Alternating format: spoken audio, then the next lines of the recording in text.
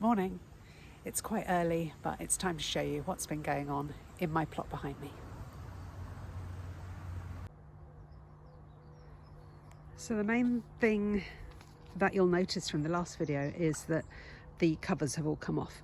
So the onions and the garlic in this middle row, they had a fleece cover, as did the lettuces and all the kind of leafy things on the right hand side there. There's still a bit of fleece up there, but from the 1st of May that was taken off, and I'm in Sussex in England and the weather's been lovely. I mean, it's no wind, no frost. The only thing is we have a serious lack of water, so I am having to water probably, I'm kind of doing it every couple of days, just direct down to each plant. It does take quite a long time, but as you can see, my garden at the back has the most beautiful oak tree and quite a lot of hedging. That's my neighbour's hedge, but that takes so much water, so I do have to think about the roots of the trees just literally taking all the moisture from the soil. So I am an avid waterer. Okay, so let's have a look. So along here, these are all my lettuces. I've been picking these now. I've got a pot of rocket. Now I find rocket does get attacked by slugs and it tends to go to seed really quickly, so it's a really easy way to get a few baby leaves and to successional sow. These are just sown in a pot and a couple of weeks later they germinate. They're pretty quick to germinate, and they've grown really well, so these are just absolutely delicious just to pick off and eat. I've got some parsley there, and then some different types of lettuces. This is a cos lettuce called lobjoits. It gets quite big, and then I've got some winter density there. That's also a little like a little cos lettuce. Now I think these ones are called Saragossa, these curly lettuces. They're like really blistered. They're really pretty, but yeah, they're kind of really warty looking. And I've got some red cabbage there. This one is called Marvel of Four Seasons. Some onions. Now these ones, I think you'll remember from last time I said that we'd left them out. They were overwintered. You can see, well, at the bottom there, they have kind of thickened up a bit. Haven't really bulbed, to be fair. And now they form scapes, which is when they form a flower. So these little babies here have stopped growing, so they're now putting all their effort into throwing a flower. And to be honest, depending on the space, I might just leave them to flower because they're great for the bees. They absolutely adore them, and it was just an experiment. I might harvest some and then leave some as well. And if we carry on, I've got beetroot. These beetroot were planted, this is a really shady part of the garden. In full summer it's fine, but at the beginning of the year it's really shady because of the hedge.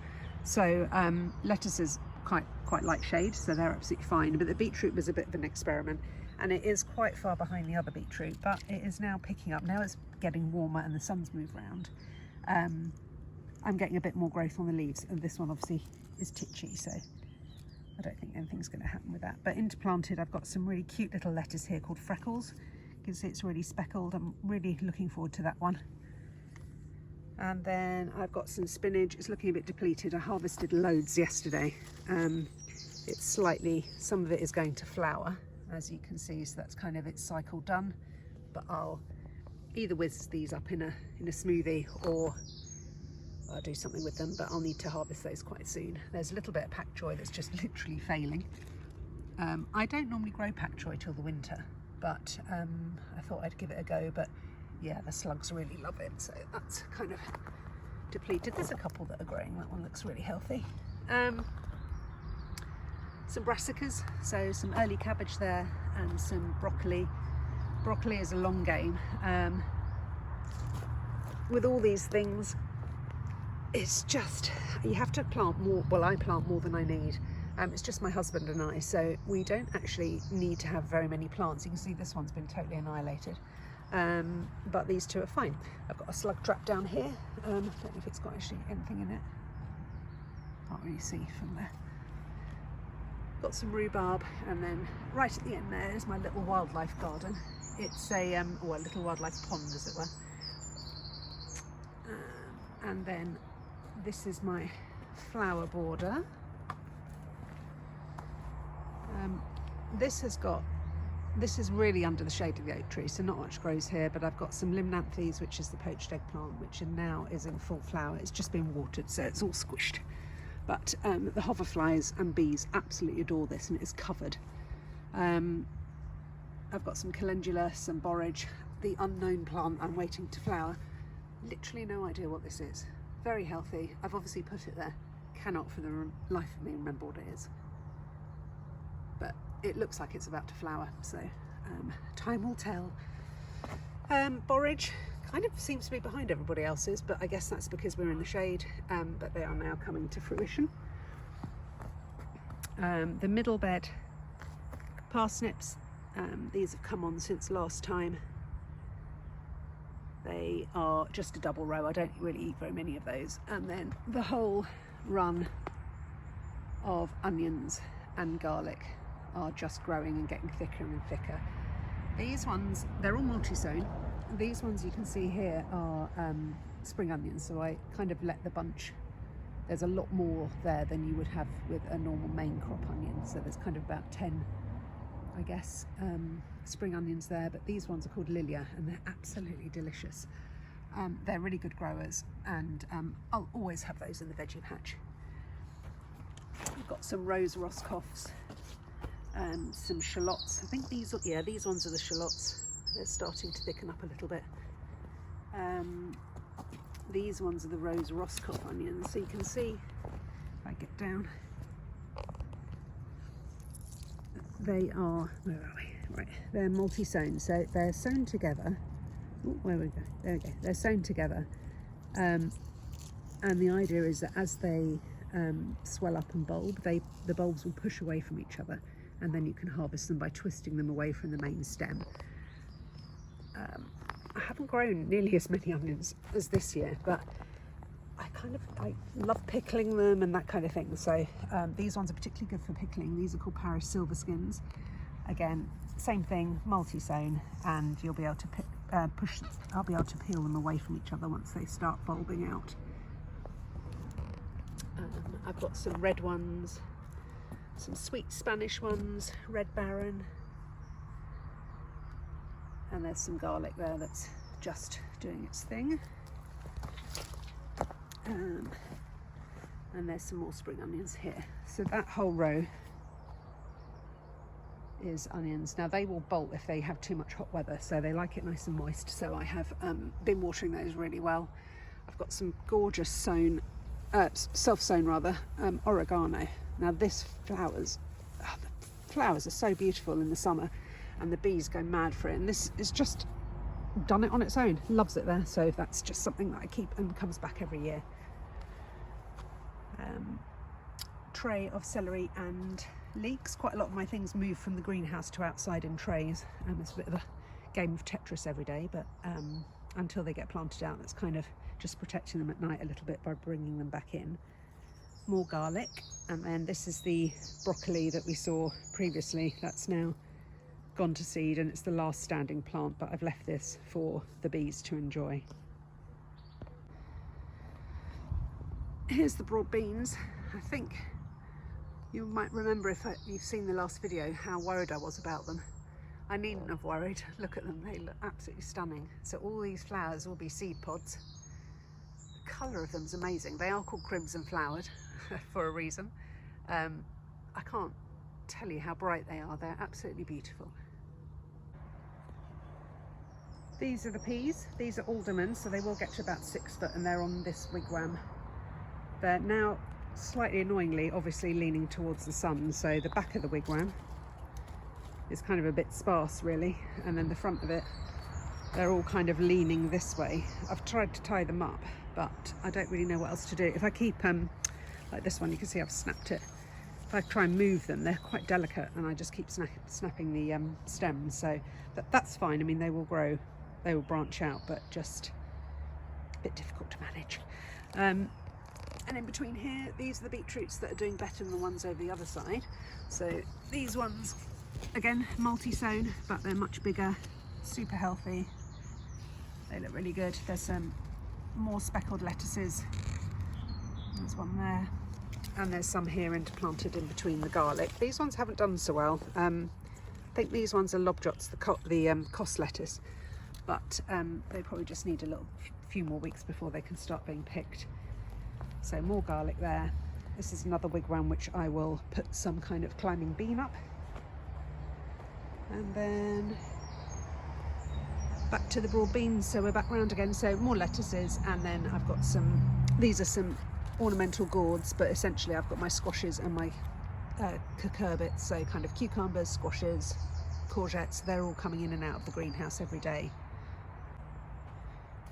If we go over here, you'll see they are all stuck in the cold frame. So at this time of the year I am really limited for space. What I want to do is clear all this area, so clear the cold frame and let these tomatoes, which are all my dwarf ones, be popped into grow bags, and then they can take up this whole space here.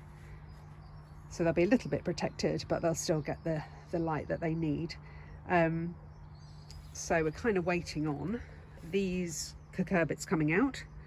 A lot of these are going to be moved to my other plot. I don't know whether I've mentioned I've got another plot up the road, which I don't really have too much time to go to, but it's quite good for squash planting because I can just plant them and just let them go really. So a lot of these will go out over the next couple of days, I think. It's really difficult. The weather's been so good, I'm terrible at the decision of when to plant now. And then I've got all along here lots of different types of climbing beans. Now these are kind of ready to go, but I need to make a few more wigwams for those. So yeah, this lot will come out, tomatoes will go in, and then I've just got, you know, lots of little bits and pieces to filter around. So I've got geranium cuttings. You can see here, that's some coriander. I like to successional sow my coriander, so every couple of weeks I'll sow a pot like this, and it'll just keep me going. I find it goes to seed really quickly. That's one there that I've grown previously, and that's starting to go a little bit to seed now, so this one will then take over. And then I've got, gosh, an echinacea in the corner, a bit of tarragon, a bit of dill, some parsley to come up, and then gorgeous thalictrum that I bought from Great Dixter, which is a lovely nursery in East Sussex. That needs to go out in my front garden, but again, time. And then lastly, I've got, this is more garlic in the trug. This is looking pretty healthy. I mean, God knows what it looks like underneath. Hopefully really good, but the stems are nice and chunky.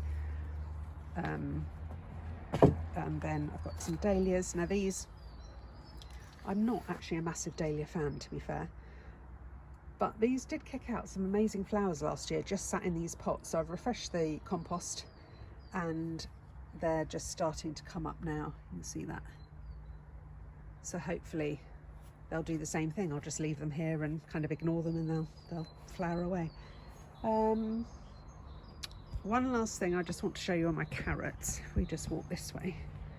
So these carrots, God, I can't remember when they were sown. I don't think I've got a... Right, so these carrots were sown on the 22nd of April. So these are red cord, Chantenay red cord. They are quite a stubby carrot. This is a huge pot filled with some lovely sandy topsoil. There's obviously tons of them in here that have germinated. These all do need pricking out. I'll probably, well, not pricking out rather, but I'll probably thin them by just pulling them out and just leave a good inch gap in between all the carrots. It does take quite a long time, but they are kind of working well. Normally I grow them in the bed, but I've decided to do pots this year. And these are the ones that I grew earlier. So these ones were sown earlier, and these are an early variety called Nantes, and you can see the difference. These have been thinned out already, but yeah, they look great. Oh, bit of nettle there, that can come out. And then what else can I show you? Oh, these are my potatoes. So that plot that I mentioned, I've got quite a lot of potatoes over there. Again, just easy growing things that I don't have to actually really worry about. But these ones are just in the garden, just to hand. These are all salad potatoes. I think they're called Nicola, and I've got some, I think some red, some kind of red new potato anyway. Let's just move on to the flower border.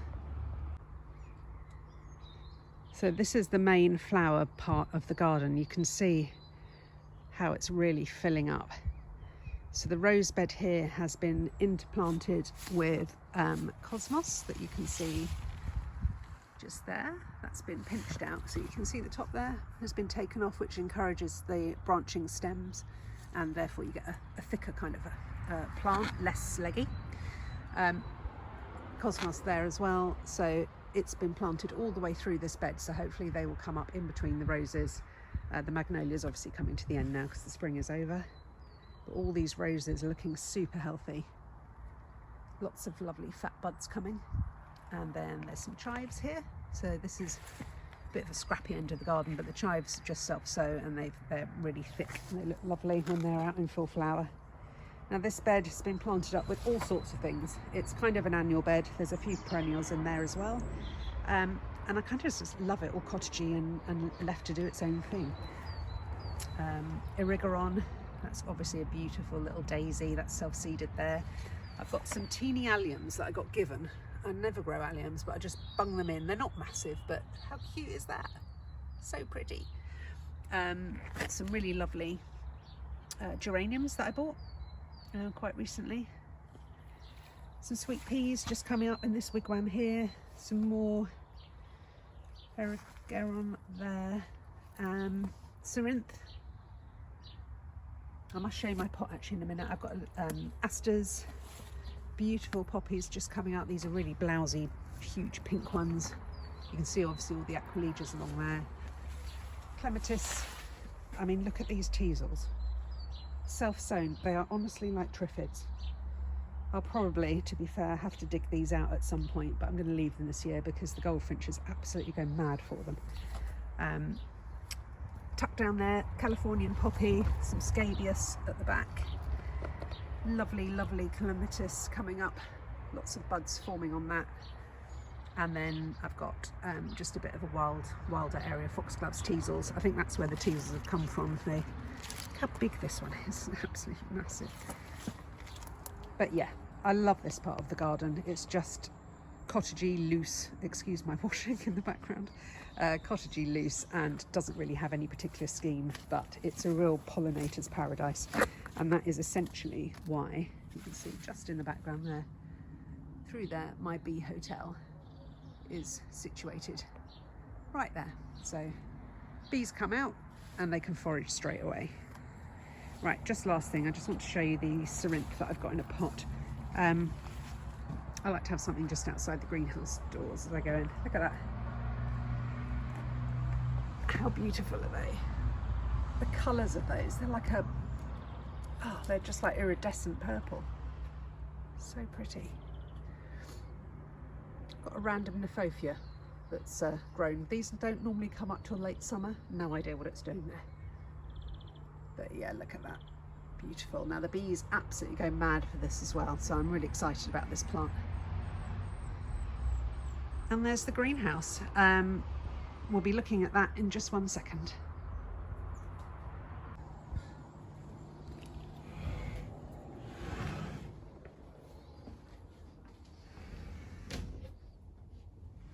Right, there's been quite a lot of change in here since I last did a video. Most of the plants that don't belong in the greenhouse have been fished out. They're outside. And then everything else that we see in here is pretty much staying here, unless it's like a newly germinated seedling or something. So on this side of the bed, so I've got obviously 2 borders on the bed. These were here originally when I bought the house, so we've always left the layout as it is. I guess ideally this bed on the left-hand side is a bit wide. You have to stand on it, which is a bit annoying. I'd probably change the configuration if I could, but there's a concrete path down the middle, so we just leave things as they are. So this side has got peppers, chilies, and aubergines, and at the back here I've got sweet pepper called Californian Wonder. It's like a blocky, chunky, thick-fleshed sweet pepper. And I think it's a yellow one. Look at that, it's starting to flower already, which is great. These were only planted, I think, probably about 5 days ago. And then at the front here, I've got, oh, that chilli's flowering as well, look at that. So all my different types of chilies. So this is Hungarian hot wax. I've got Tabasco, Ring of Fire, Orange Habanero, Zimbabwe Black, Wiri Wiri, Anaheim, Pusajuala, I don't know if that's how you pronounce it. That's that one.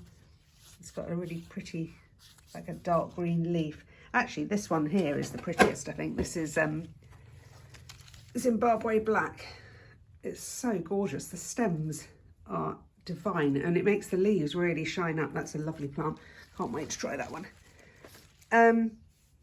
Padrons. I've got Scotch bonnets, some Thai chilies and some jalapenos. So they're all down there in pots at the minute. And actually, I don't know if I can show you with one hand. Let's see if I can. I'm not going to be able to show you with one hand, but the roots haven't filled these containers yet, so there's not really any need to pot them on. They're quite happy. The compost I use is it's a organic, biodynamic, certified, peat-free compost from a company called Classman Delleman, and I've loved it this year. I'm always going to use it. Well, that's my thought anyway. I've really loved it. It's from a company called Degex, which is based in the UK. Right, so that's my chilies and my peppers, and then I've got at the back here a couple of aubergines, so or 3 aubergines planted out, actually 4 aubergines planted out. So I've got some black beauties, one called Little Fingers and one called Viserba. And the same again, I've got duplicates up here. So this bench is basically full of the duplicates of chilies and aubergines. Now my aubergines, I grow really well. So I can grow them really well from seed, as you can see. Look at that unbelievably chunky, healthy looking specimen. But last year when I planted them out into the beds, they then failed. And I'm not really sure why. The beds have now been mulched and there's some really good cow manure on there from last year from up the farm. I can't see any reason why it would fail because of stuff that's going on in the bed, but they failed anyway. So I'm being a bit more tentative this year and I'm kind of trialing. Obviously I've put some out in the ground. I've got some up here in pots and I think I'll try some outside. There is a tiny bit of aphid damage going, or a tiny bit of whitefly damage going on. You can see, you just see there above, you see that, the little white marks, that is whitefly.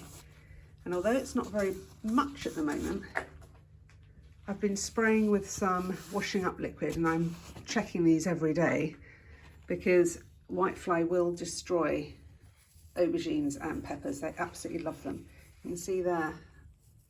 So it's a case of, and there again, wiping those off and then I'll spray them. I don't spray them at night, I just spray them in the morning with this, which is a handy sprayer made of very dilute washing up liquid. It says water on there, but actually it's got washing up liquid as well.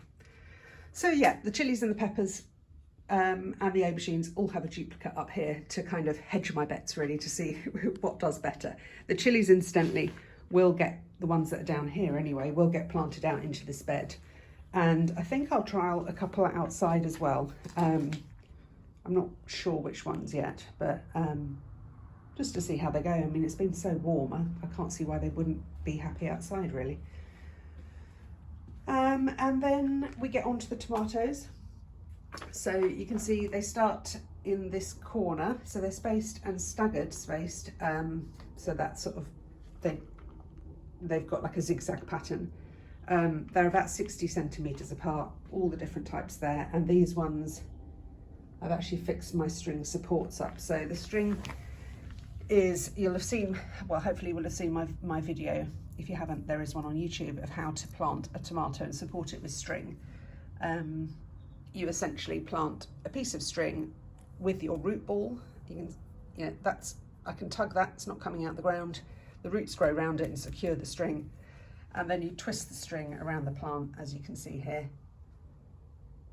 And then it goes up to a tie at the top. Now, my tie is way too wiggly. It's a bit of washing line, you can't really tension that. So I need to think of something that I can tension the top strand with. Ideally it would be a piece of wire, but I don't have anything to tie it to that end because the shelf is there. Anyway, I'm waffling. I don't really know what to do with that. On the top shelf, little spares of things. I've got some teeny weeny chilies that are sort of behind the others, but I'll keep those for reserves for later on. Some succulents and aloe vera that I bought the other day. That'll probably go outside shortly. These are some tomatoes that I've saved for a friend. And then I've got some basils here. I've got a little bit of Tithonia and some Leonotis, which is, I think, called the Jagger plant. Look it up, it's called lion's ear. It's got such an amazing flower. And I first saw it at Charles Dowding's place. He sent me some seeds and this is what I've got so far. So they're tiny at the minute, but they are a wicked looking plant. So I'm looking forward to growing that. And then over here, just some odds and sods really. These need to be pricked out. So I've got some Echinacea on the right hand side there and some tiny weeny marigolds called Starfire. So they're going to go under my tomatoes. I really like to companion plant. So alongside the tomatoes will be these little beauties. So these are obviously my classic basil, and with the other ones up the top, they'll be interplanted. These need to come out now. They'll be interplanted in between the basil and as well as marigolds. And what will happen is I'll take these lower leaves off the tomatoes as they grow, allowing lots of light and air around the tomatoes, and obviously I'll have the little plants interplanted in between. Now you can see here that I've got some things that aren't tomato. This is garlic, and I've done an experiment growing it in the greenhouse. I think the experiment has failed because they look really weak and weedy. I don't have the heart to take them out yet, but they're sort of not, apart from looking a bit visually ugly, they're not really in the way, so I'll just leave them. But the stems are really thin. I don't expect much clove under there. So that's the greenhouse, but the bed gets watered every day. Well, it gets watered every couple of days, just because this top surface dries up so much, and it's, you know, it's moist underneath, which is fine, but it's quite nice to keep it quite moist for the worms. It's been layered with cardboard this year as well, because I did have quite a lot of weeds, and you can see the weeds are starting to come through. So this is like a trefoil, almost like a clover, and it is such a pain. It's so difficult to get out because it has like a, what do you call it? Not a bulb, like a, I suppose it is a bulb, but right under the soil, and you can't, it just runs everywhere. It doesn't actually look that bad, but it's, yeah, sometimes this greenhouse can get covered in weed. So there we go. There's my garden for this week. Lots has been going on. Oh, I just want to show you these. This is more basil. So I've got some lovely little red basil there. Some lime basil. I've got gherkins. These are all started to grow their second leaves, so I'll be pricking those out now. I've got some watermelons. These are quite cute. They're tiny. I don't know if they'll do anything, but it's a mini watermelon actually, so that will be quite cute. And then I've got some lemongrass there. That needs to be sorted out as well. Yeah, so quite a lot has changed since the last time. Hope you enjoyed the tour, and I will look forward to speaking to you in a couple of weeks.